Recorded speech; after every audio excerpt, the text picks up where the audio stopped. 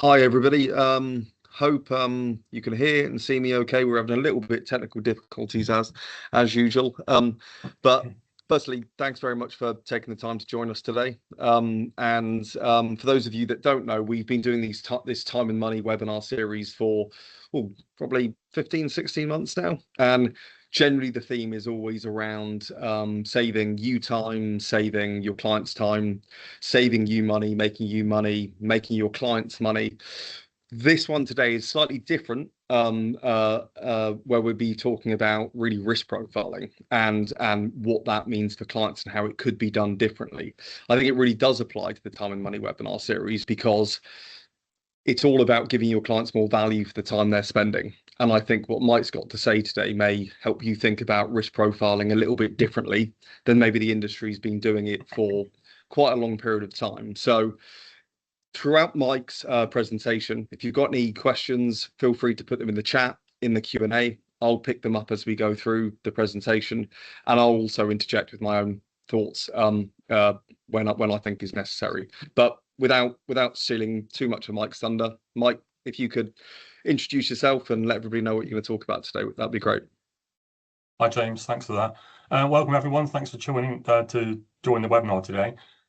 Some of you might know me, some of you won't. My name is Mike LeGassick. I'm an independent financial advisor and behavioural investment coach. Been in the profession for about 33 years. I'm a co-director of Manning & Company in southwest of England. And I've studied investor behaviour for about 25 years. I'm fascinated by it. I have got a day job, but it does fascinate me what lies behind people's decision making and why they sort of self-sabotage a lot what they do. I've written a couple of books on it, shameless plug. That one there I wrote for advisors, the art of storytelling for financial advisors, explaining money like a human. It's on Amazon. But yeah, so basically today's webinar really is about my views on typical attitude to risk questionnaires. And where I'll start from, I believe, is most advisors will know that an attitude to risk questionnaire is not mandated by the FCA. But I think most of us will agree it's the typical fallback for most advisors to hang their hat on to say they've had the conversation. But I think the majority of them are pretty poor, to be honest with you. Some are better than others, as always, but I think there's a number of fundamental issues I've thought about for many, many years. And I've tried to address that with a bit of software that I've been working on for 14 months. I've developed it and built it myself. I'm not a coder, I'm not a programmer, but I've enmeshed myself in vibe coding for the last 2.5 years, and I've sort of taken a long, steep curve on how to use this and bring what's in my head digitally and manifest it into something that it can be used. And I'll touch on that later today. But yeah, basically, the whole point of this is I think there's a different view on attitude to risk questionnaires, and my presentation will hopefully illuminate some of those points. Many, I believe, you will share with your concerns. I mean, one of the things I would say is attitude to risk questionnaires, to me, it's a little bit like when you drive, because people's behavior changes. So if you do an attitude to risk questionnaire maybe once a year or whenever often you do it, you're just capturing that client at that moment in time. And then it's down to the advisor to keep that open dialogue and contact and education through the course of the year. But it's a bit like driving. If you're driving your car in fantastic weather, it's 70 degrees, it's clear skies, there's nothing on the roads, you drive perfectly confidently and you drive the way you normally drive. But when the conditions change, you change your driving as well. And that's similar to people's behavior around investing. So when everything's going along like a bowl of cherries, they're fine. But when they hit the ice on the road, things start falling apart and they change. So what I've built, I believe, addresses that to some degree and more, and I'll be showing you and demoing some of the software that I've built. It won't be a full demo, there's too much to it, and I am in talks with some large tech companies at the moment about taking it on as part of their front and back office system. It's not a risk profiler in the sense that you and I have been used to. Mine is coming from behavior. But the presentation will clearly show you what my thoughts are and where I think it's going and what's worked for me. And it's formulated from the conversations I've had over 30 odd years sat with clients. Great. Thanks, Mike. So do you want me to just crack on with that now? Yeah, please, Mike. Yeah. Okay. Can everybody see that okay? I can, absolutely. Yeah, okay. Right, so what you'll basically see here is I've basically called it the broken compass because that's what I think it is. I mean, something a bit slightly uncomfortable. Most of what we call risk profiling today I don't think it actually works. Not in theory, in real life. Not when markets fall, not when clients panic, and certainly not when it matters most. But what I want to show you today is why I think there is potentially a better way of doing it. My view is that we've taken one of the most complex decisions a human will ever make and reduced it to effectively a letter of the alphabet, A, B, C, D, and E. And we try to kid ourselves that this is precision, but risk was never one thing, in my opinion. It's willingness, it's capacity, need, behavior, time horizons, what's going on in your life at that point in time. Things change. And most importantly, it's what someone does when it actually hurts, when the proverbial hits the fan. And this is the bit that nobody really talks about. But once you see it, I think you can't unsee it. Most attitude to risk questionnaires I've seen over the years follow a very familiar pattern. A is typically cautious, and it goes all the way through to E, which is adventurous, every single time. And by question 3 or 4, clients aren't answering honestly anymore. They've sort of cracked the code.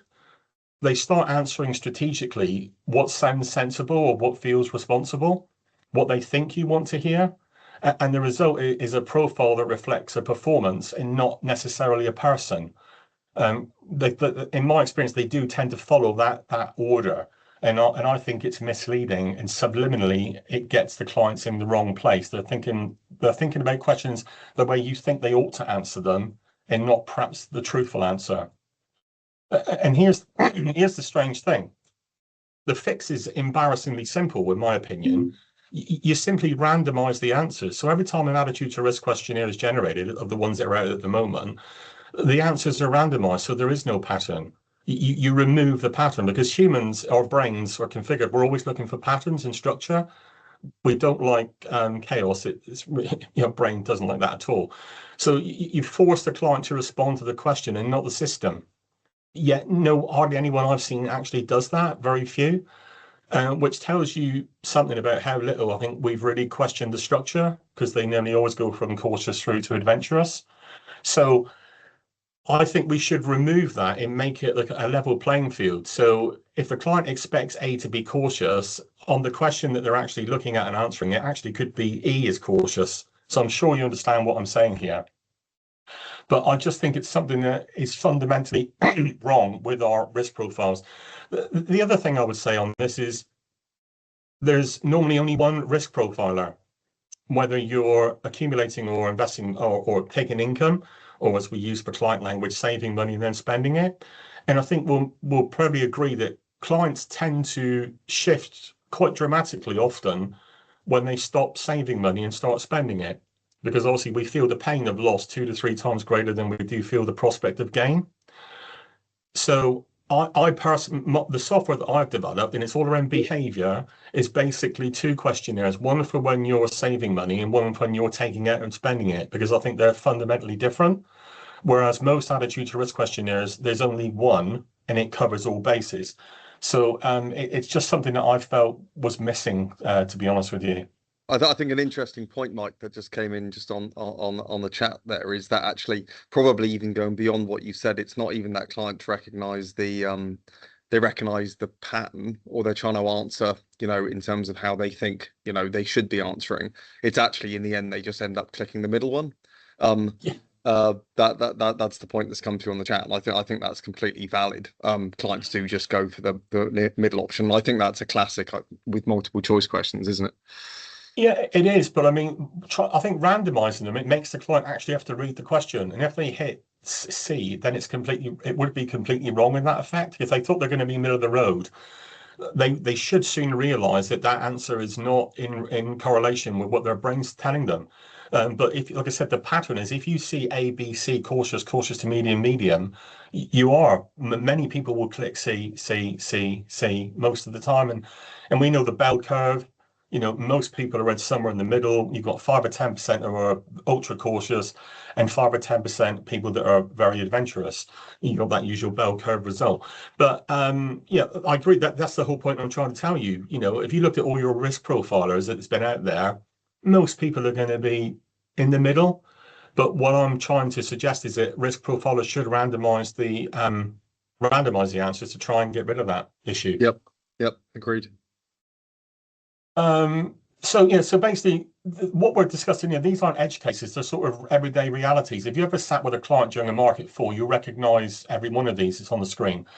The key one for me is we measure how clients feel about risk, not what they're actually trying to achieve, perhaps so much. I mean, and this is the phrase everyone uses that almost nobody believes. Clients particularly. A loss actually only happens when a client sells. We know this. One of the biggest mistakes that I think investors make, to their regret, is they confuse volatility with a permanent loss of money, and they're two entirely different things. But clients don't see that. They conflate the two. They always have done. And I think it's down to the advisor to make a good, clear, jargon-free conversation with the client, explaining them that they're quite different things. So, everything else is volatility. So the real question, in my opinion, the real question isn't how would you feel about your investment falling by 200,000. The real question is, would you need to sell it? Because, if you don't need to sell your investment, you have to ride through it. I mean, Andy Hart came up with a great analogy years ago that's often used, where he uses a roller coaster analogy, and he says that basically a roller coaster, the ups, the downs, the twists, the turns, the steep climbs, the loop, that's all volatility, But if you'd managed to have gotten yourself out of your seat upside down mid loop the loop, then that's permanent loss. You don't get yourself out of a roller coaster when you're upside down in it. But, and clients will feel the pain, as we all do as investors, when those tough times come. But it fundamentally is, would the client, make a decision they'd never recover from and sell at a time? That's down to the skill of the advisor. Because if they don't need to sell, behavior changes completely. So this is about structure and not sentiment. So if we accept that the current model is, a bit flawed, then what does good perhaps look like? And for me, it's not a conclusion, it's a conversation. They're not percentages, they're real money. Another failing, I think, of attitude to risk questionnaires is they ask abstract questions. Now, I've had clients come to me more times than I care to count, and they said, Mike, I've completed the questionnaire, but I'm not sure I did it right. Well, the minute I hear that from a client, it tells me it's not fit for purpose. In my opinion, an attitude to risk questionnaire should be understood by a 10-year-old, where if they answered the questions, they would get a pretty accurate, report back to them. Another thing is people tend to think in pounds and pence and not percentages, and a lot of them say if it fell 20% and 30%. I don't think that sits in the real world with conversations with clients. And most importantly, it brings the client's future self into the room. What I've done is the software I've built is called Letters from Your Future Self, which I'm just going to lead into in a moment. I got the idea from Stephen Fry, not personally, I might add, I don't know him, but I got the idea because when he was 16 years old, Stephen Fry, he wrote a letter from his future self, which I read about it about 4 years ago, and I thought, what an unusual thing to do. It's typical Stephen Fry, I guess. So he wrote a letter when he was 16 from his future self, and I don't know what prompted it, but about 15 months ago, for some reason that I can't remember, it came back into my head. And I thought, well, wouldn't it be interesting if we could do a financial letter from your future self? So in other words, if you had a letter from your future self, it was looking back on the decisions you made and why you made them, what would that letter say to you about the decisions you've made and the life you'd wish you'd had or are looking forward to? So I've put 14 months of work into producing something which I will demo in a moment, about how it addresses that, because I think it's quite powerful when you get a letter from your future self. And my software, what it does, it produces an audio version of it in 2 female voices and 2 male voices. The user can select which voice they prefer, English voices, and it actually reads it back to them. But what it does, it takes into consideration the very things that are important to them, and it embeds it into that letter. And they also get a written letter as well. So I just thought it was an interesting concept, and I'd looked around globally to see if anything like this had been done. And I've had conversations with leading lights in this profession, Brian Portnoy, Neil Page, Nick Murray, who I spoke to at his conference in New York last year, Rory Sutherland, and I've explained what I was building, and the feedback was really inspiring and affirming and really, quite pleasing on the ear. They said, look, never really seen anything like this before. Brian Portnoy and Shape and Wealth in America, I've met with him in London. So there are quite a few people that I respect that seem to think it's really quite unusual and it's a different way of coming at it. I don't know what your thoughts are on that. And Mike, what in terms of that letter from your future self is the idea to frame the thinking about the risk level that's appropriate? What are you trying to shift in the mind of the person that I suppose hears that letter from their future self back? Well, if you think about this, imagine you educated the client to go through it. I mean, I frame what I've built here is to say to the client, please help me to help you. So what my software does, the client answers like non-scoring questions. I'll come on to scoring in a moment as well. But they answer questions about their lifestyle, like, what would a great week look to them like, what things would they like to do in retirement? And it picks out 9. 3 questions have got 20 choices, and it picks out 3 of each section. And then in my software embeds that into their letter. So it's truly personal and bespoke. So they might say supporting the children, helping elderly parents and traveling slowly through new countries, might be 3 of them. And my letters, my software build that in. So it's highly personal. It's not generic in any way. Also, it does not hallucinate or make it up as it goes along. It comes from canonical letters that I put together, all my behavioural experience I put in there, and tested them to make sure that they're never judgy or teaching in any way or pointing the finger or ridiculing anyone. It's a soft, gentle overview. So I think if you're doing a letter and you get the letter from your future self and then you do a review with a client 12 months time and they take the quiz again, you can then compare what they said. But I think what it does, it really ties the client to their plan. That's what I think. That's the feedback I've had. I've tested it with clients, and the most affirming thing I had from them was, I've never thought about it this way ever before, and it really made me think, having it read back to them. So let me turn on its head a bit. Let's say, for example, someone suggested that they wanted to put their kid, wanted to support their kids financially, wanted to travel to foreign countries, wanted to go on first class travel. But the way they came out on the questionnaire that they were a very cautious investor, well, that's probably not going to come to fruition. And the letters, there's 5 letters. So basically 5 for accumulation, 5 for decumulation. And what it does, it just gives the client a gentle nudge, without being judgy. And I'll play one of the letters in a moment so that everyone watching can get a flavour of what it's about, if that's okay. Absolutely, that'd be great. And Mike, just sorry if you're going to touch on this later on. How does that sort of, the decision in terms of the risk level that's going to be embedded to achieve, the client's objectives, their goal? Do you think that needs to be sort of, do you need to separate pots out? Because of course there could be sort of multiple objectives for different pots or multiple risk levels, or priority needs within different portfolios. How do you think about that? Or do you think that it should just be one, I suppose, attitude to risk, if you want to use that phrase, for the client as a whole? Or should it be separated out by plan and granulate the objectives more, slightly more? Yeah, good point. I mean, basically, the letter is more generic for a longer term investor that wants to secure their future. That's what it's basically about, because it's letters from your future self. But it would be down to the skill of the advisor to have conversations around the sort of stuff I've put together, and then obviously separating short-term money. This is all about the long-term money on behavior and sticking with a plan. I've been a long fan. My philosophy for clients for years has always been purpose, plan, portfolio at the end. What's your purpose? What do you want to do? How do you see things panning out? What would you like? And then the plan to sort of support that. And only at the end, the engine under the bonnet is the actual investment, which is the least important in all honesty, as far as the client's concerned. They just want to make sure their plan's set in. So I mean, the way the software is put together, you could do separate ones and compartmentalize them, but I think it would basically soften it too much. I just think that short-term money should always be in cash and accessible, anything you're going to need over the next few years. personally, I'm not comfortable with anyone investing unless they've got a minimum 5 years in the back of their mind. So it is predominantly long term. This is about, because it's letters from your future self.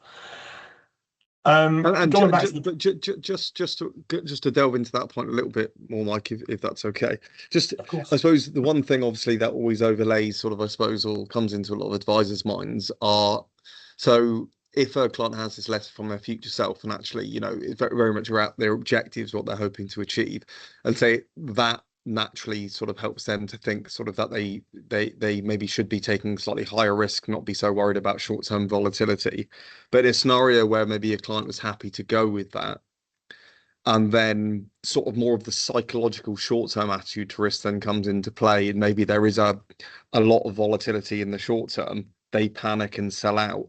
So as what I know that comes down to the skill of the advisor to a great extent, you know, to keep the client on track. But I suppose, say that scenario occurred and a complaint arose, I'm just interested in your views and how, you know, how that could be sort of thought about by an advisor that's worried about maybe a client, you know, suddenly having a panic with a bit of volatility because they weren't, I suppose, psychologically right, I suppose, set for that to occur. Yeah, I mean, most attitude to risk questionnaires score you 1 to 10 or 0 to 100, and I think that labels people. Most people think it was 40 a good score. They don't quite understand it. They don't. It's not reflecting of their knowledge or experience. You know, the advisor's always got to qualify what that type of attitude to risk questionnaire is scoring. But people with taking tests, you know, high score is great and a low score is poor. That's the default in the brain of the human condition. So I've removed the scoring, and what I have got 5 labels, but they're not cautious to adventurous. I use terms like, you know, steward, you know, and visionary, and that I've given them different labels, but they are behind the scenes effectively mapped to cautious to adventurous, but without explicitly telling the client you're cautious. I mean, if you say to the client, you know, you're a cautious investor, or you're a medium, or it doesn't really mean anything to anybody. But what I've added to my software around the behavior is a whole suite of tools and calculators with no jargon, very, very deliberate. Some are advisor only led, so the client, when they log into their system, they don't have access to these tools. But they've got a massive education around the behavior side, which helps keeps the plan on target.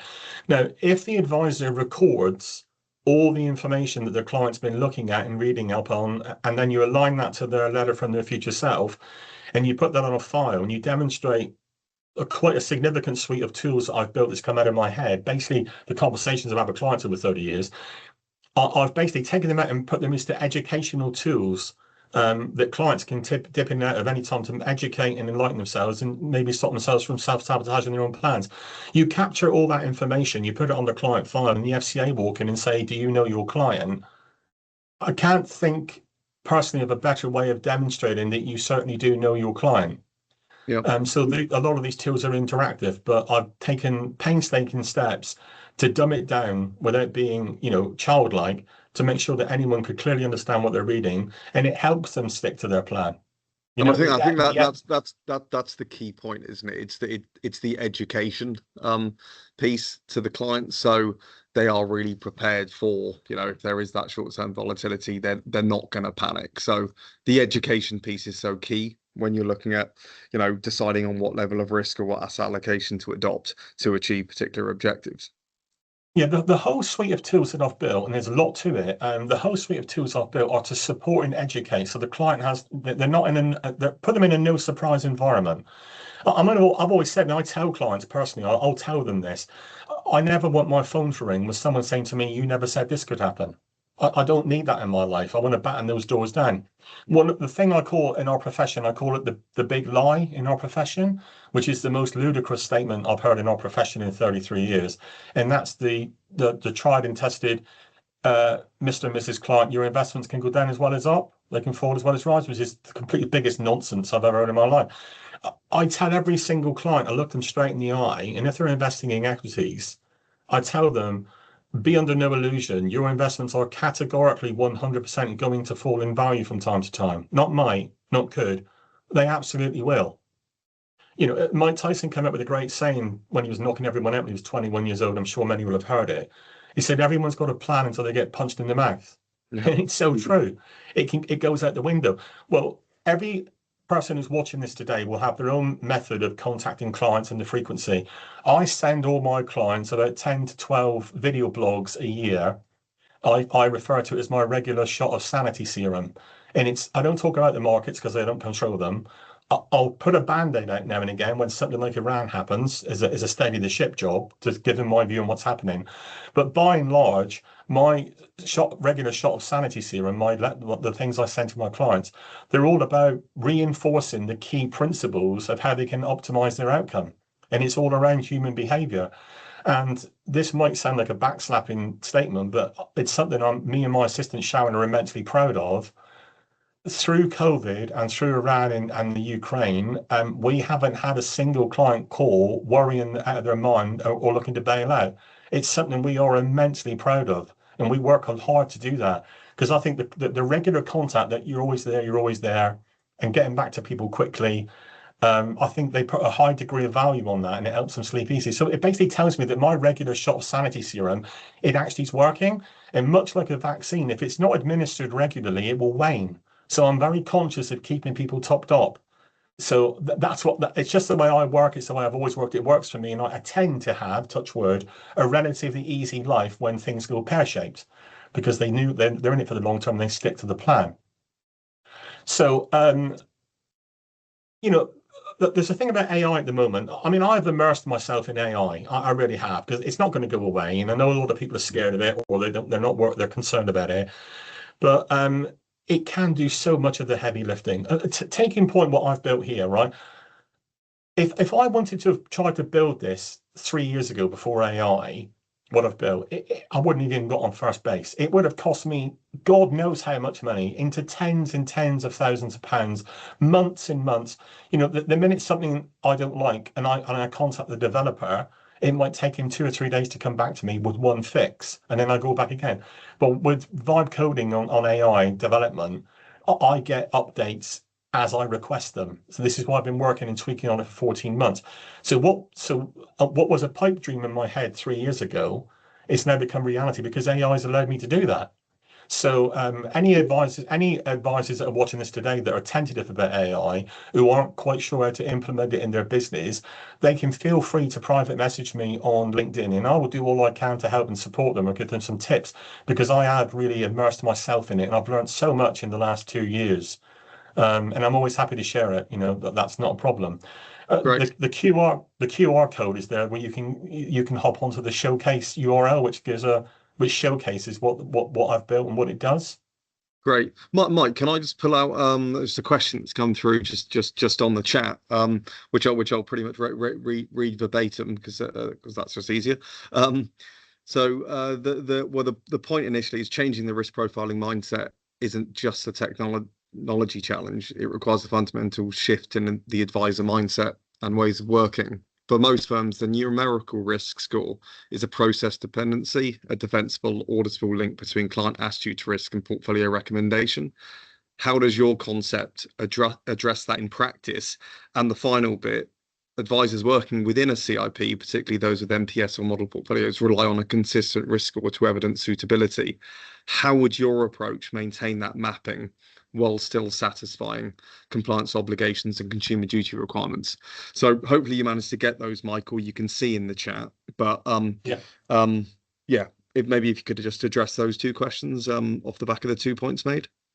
Yeah. So don't forget, mine is effectively mapped in the similar scoring that a cautious to an adventurous would be. It's just not called that. The labels have changed, so it still is mapped the way they score it.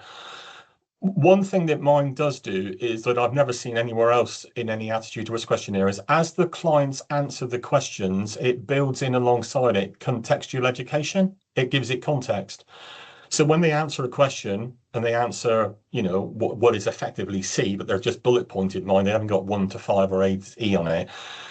On the right hand side, it's building up a live overview and giving educational context to that user. So there can't be any misinterpretation. and then it will. And I don't like the word biases. We know there's investor biases that we use, but I've changed that for tendencies. I think it's softer for clients. Biases is labeling someone or you're biased. So I've done all I can to soften the language to make it more human and approachable. So yeah, so to answer that question there, basically it is mapped exactly, and I've gone through these with some of the top behavioural and people in the finance world that know that wear both hats, and they're quite satisfied that it does what a traditional ATR does. Because like I said, don't forget, you haven't got to have an ATR on your file. You've got to demonstrate to the regulator that you understand your client and the client understands risk and volatility and profit and loss. That's what you've got to do. You don't need an attitude. But I do know that lots of IFA companies insist on having an ATR. I get that, and that's mandated by them. So if you're under, a network or whatever, you've got to toe the line. Fair enough. But I'm confident that what I've worked on exactly maps to that. And once you got your teeth into it, you would see that it would. Yeah, and actually the consumer duty part of the question that I've just read out, I suppose your approach, I think, probably really supports particularly the consumer understanding pillar in terms of the education piece. Yeah, so what I've did is I do something called AI chaining. Some people may have heard of it or not. They may not have heard of it. AI chaining, and I've used it for quite some time, and it works well. So I pay for my AI. I don't use the free versions. I pay for the more secure stuff and the better stuff and that. But basically, what chaining AI means is I'll everything I built, I ran it through COB rules, FCA, and Consumer Duty. Everything. And I ran it through one lot of AI for it to do its deep research. Then I took out its findings and put it into another one. Then I took theirs and put it into another one. So I have 4 AIs verifying, checking, and me sense checking COB rules to Consumer Duty for optimizing outcomes. And when I finished it, which was painstaking, believe me, it was. But when I finished getting through it all, it effectively said it's like virtually what they call gold standard for Consumer Duty, because you've got so much evidence on file that they couldn't really say the client doesn't understand what they're doing and what they're investing in. That was what I was trying to aim for. This isn't just a great tool to educate clients, it's to protect the advisor, to have a huge amount of information on file that if they ever got looked at by the regulator and they'd say, well, tell me what you know about your client, there would be so much evidence on there that I'd find it hard to, I'm bound to say this because I'll put it together, obviously, but I would struggle with them trying to find holes in it. Yep. Great. Okay. Actually, we just had another. Actually, we just had another question come through, Mike. If that's okay for me, just to pick out. So just if the risk profile mappings to CIP MPS portfolios are arbitrary in general and vary for each provider, isn't it indefensible at its core? No, what I've built is I've built in a compliance back engine to it. So let me just take it back a step. My idea with this originally was licensing it to IFAs, but I'm not going to do that now because I wouldn't have the time to sort out all the stuff that goes with that. But I've had now conversations with large companies, of which everyone will know about, the big names in the profession, who are really, really interested in looking at tagging this into their own ecosystem. Now, what I've done is, because I've built an internal compliance back engine to it, it allows individual compliance departments to change the text, change the wording, change this, use that language, whatever. What they wouldn't be able to do at the moment is change the underlying scoring mechanism, because that would break the engine. But I know that each questionnaire is mapped to cautious through to adventurous, because I've done the work on that, and I know what is cautious and what's adventurous by the questions I've put in. And by mapping, Mike, do you mean to an asset allocation? No, not asset allocation. I've mapped them to, when you look at companies like, Dynamic Planner and other ATRs, I got a raft of those together, then interrogated them, ran them through the mill, and found out what all the common denominators were on the scoring mechanisms, on the back engines of it, where they lead you to a cautious output or a medium output or an adventurous output. And I've basically mirrored that, but from a behavioural point of view. So there's 2 ways you could do this. You could stick to your normal ATR, if that's what makes you sleep easy at night, and advisors could use this as an add-on. It doesn't have to be one or the other. I'm not saying that what I've built is to replace ATRs out there. If I've given that impression, then please forgive me. I should have qualified that. I'm trying to add a layer of behavioral understanding and intelligence that can be aligned with that. So my question would be, would you rather just have an ATR on the file, which was a moment in time document, or would you rather have a living, breathing behavioral overlap on top of that to support that and have a client conversation? Because at the end of the day, if you do an ATR, a traditional ATR, and then you lay out what I've sort of put together on top of it, I think you're a bit more insulated because you haven't just got an arbitrary ATR. You've got a whole wealth of I know my client to add to the file. If that Yep, makes sense. absolutely. And Mike, sorry, I've interrupted your flow a couple of times there with some questions. Were you going to, I think you said, and excuse me if I heard this wrong, you were going to play a bit of one of your letters? Yeah, so what I'll do, one second. Give me one moment, I'll just bring that up now.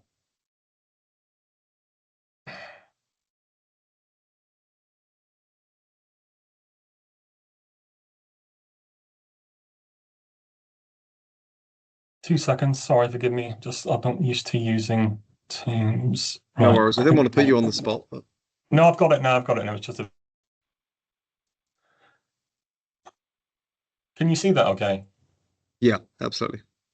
Yeah, right. So this is a showcase thing that I've put together here, basically just to outline the nuts and bolts, of what it does. What I'm going to do is I'm just going to jump to the chase, cut to the chase here. Really, I'm just going to play you a sample letter of the type of thing it reads back to the client. And I said I've tested it with a lot of my existing clients, analytical people that are like, easygoing, people that, I've got a lot, and I've tested it with them, and I can only go on what their feedback is, and the feedback's been good. So I'm just going to play one now to give you an idea of what it produces. This letter is a visualization exercise designed to help you engage with your long-term goals. It is a hypothetical narrative and not a financial forecast or a guarantee of future performance or outcome. Your actual future circumstances will depend on market performance, inflation, tax rules, and your personal choices. Investments will go down as well as up. And the future you described here is a possible outcome, not a certainty. Now, here is your letter from your future self. Theme: balance and patience. Dear Susan, I think fondly of having long, unhurried mornings. Spending more time with family became possible because of balance. I'm writing this with a sense of real contentment. We aren't living a life of excess, but we are living one of dignity and choice. We travel when we want to, and we can treat the people close to us without worrying if it will break the bank. We made time for traveling slowly through new countries, just as you hoped. Money gave us the chance to support the children. Because you stayed steady, we could feel more financially secure. You wanted to have more choices in life, and we did. Spending quality time with loved ones is now part of our everyday. This position isn't due to luck, it's due to balance. You didn't chase every hot trend, but you didn't run for the exit when the news got scary either. You understood that investment values would bounce around, and you accepted that as part of the journey. Because you stayed the course during those middle years, our savings had the time they needed to build up. You worked for feeling calm and unhurried, and it happened. I'm grateful for having a sense of purpose. There were difficult years, of course. I know there were times you wanted to change everything, but by sticking to the strategy, you built a foundation that supports us now. We have enough. And in an uncertain world, having enough to live life on our own terms is a wonderful thing. The years ahead will bring moments of excitement and moments of uncertainty, but how you respond to them will matter far more than the events themselves. Trust your ability to pause, reflect, and act with intention. When you stay steady and stay engaged, you put yourself in the best position to make decisions that support the life you want to live. So that's just an example of one of the letters. So you got a flavour of what it actually does. Yep. No, I can personally see how powerful that would be for a client to listen back to that and frame the whole context of the investment risk discussion in something that's completely different than what's currently available. So I can see how powerful that could be. Yeah, and when you have a review with a client, I mean, I know reviews are up in the air at the moment whether they're going to be staying or going, but you're going to have contact with your clients. the way I would use it, I mean, people would use it differently. Some people will look at this and think, my God, what's he doing? But I'm, I've tried to build something that I would have subscribed to had it been out there myself, because I think, and it also boils down to the relationship you got with the clients, how well you get on with them, and how you position it. But I mean, for me, if someone's having a wobble, if someone's having a real wobble because of a conflict or something that's going on in their life, depending on your relationship with the client, my belief is that you could just gently remind them with a letter and say, well, look, these are the things that are important. All the nuanced bits and pieces, like spending time and traveling through countries, the clients selected those themselves at the beginning. So it's not a generic one. It's bringing home to them the things that were important to them, the things they wanted to do, or they would hope to do in the future. So yeah, that's how I'd use it, and as a layer of reality and bringing it home. We talk about numbers all day long and spreadsheets. I mean, most clients aren't really remotely interested in it. They're only interested in is their plan going to work, and are they going to be able to do what they hope to do and what they dream to do? And I just think this brings it home in a truly human and personal fashion. But going back to the support tools, so I've curated an entire learning hub to support clients. So I'll just give you a flavor of here. So basically, what's available. So there's things like around behavior. I've brought these to life. These are what you're looking at here is just an overview, not the actual tool. But it basically just tells you what these things are designed to do. And I've got around the evidence. I've got a tool here that shows that the crashes that any individual has lived through their own lives. So depending on your age, it'll show you what they've lived through and where their investments were and where they are today. I've got another tool where the clients can see what would have happened if they picked one of the worst days ever to invest, and then see how things panned out in the future. Another tool there that really shows context. When the news comes on, it says the markets have fallen 20%. They never give any context. Well, you and I know that most investors aren't 100% equity investors. So it doesn't tell the story if you're a 60-40 bonds and stock investors. If the market's fallen 20%, you're unlikely to experience that 20%. My tool shows you how it would have affected you. So there's a lot of things here, lots of calculators. Some of them are advisor-led, and some that the client can have access to. I've just built a whole suite of tools, pay days to play days, how long you've got left to retirement. Should I take my defined benefits now or defer them? It produces a full suite report on, jam today or jam tomorrow. What's the trade-off? What's the break-even point? Fund cost comparisons. You see someone who's got an expensive phone, you run it against another one. I've got all these types of tools. So you can see there's a lot more to the ecosystem than just a letter from your future self. All these tools are to try to support and educate and add to the client file that you've gone through all these bits and pieces, or you can pick and choose what's right for the right client at the right point of time. Something else you can have on file to make yourself a bit more bulletproof for the regulator, to say, look, I really do know my client. We've had many discussions, and here's the evidence about all the stuff we've talked about.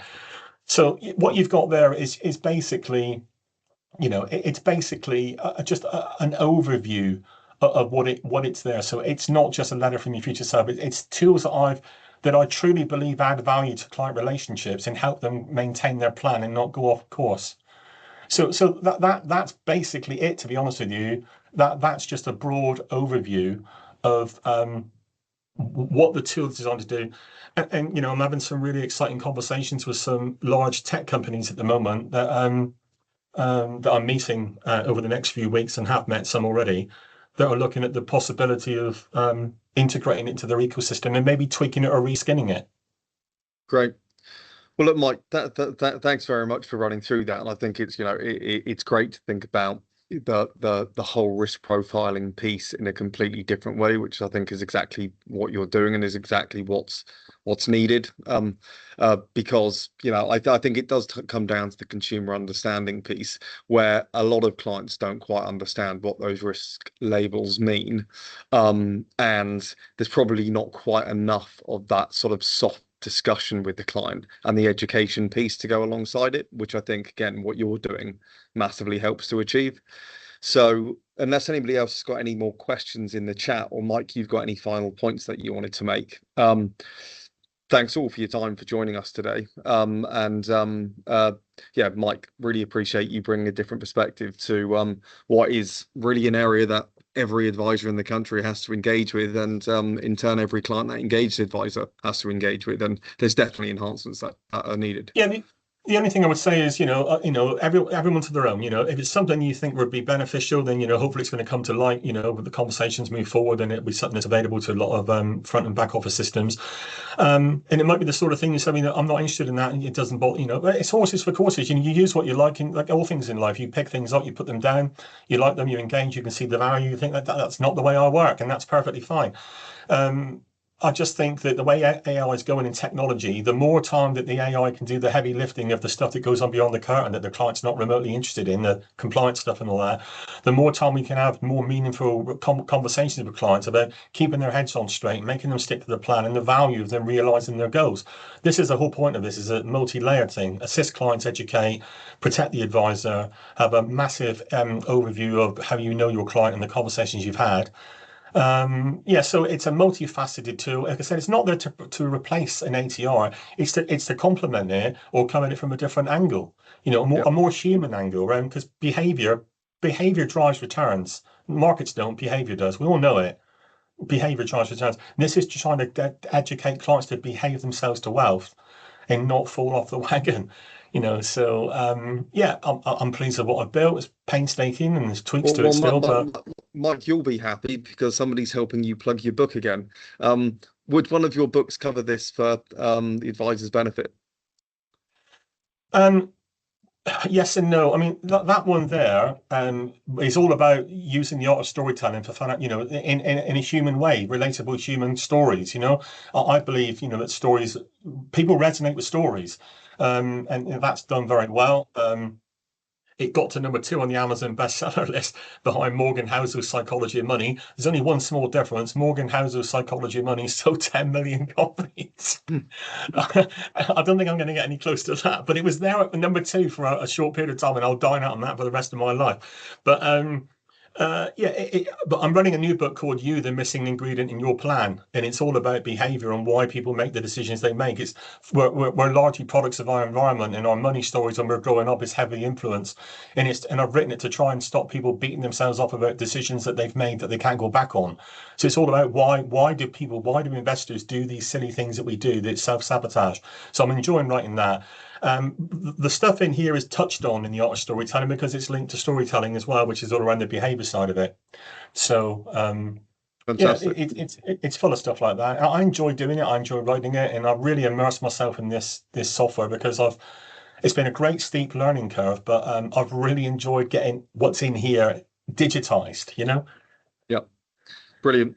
Great. Well, look, Mike, thanks very much for your time, and thanks for everybody that spent the time to listen to Mike's different point of view on this subject. Excuse my terrible lighting where I'm currently sat. That's partly why I turned the camera off.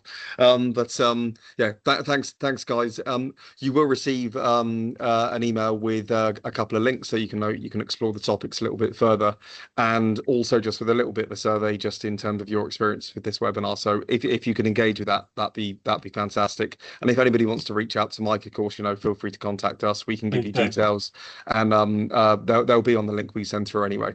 So thanks all, and have a great afternoon. Thanks for joining, everyone. Thank you. Cheers, guys.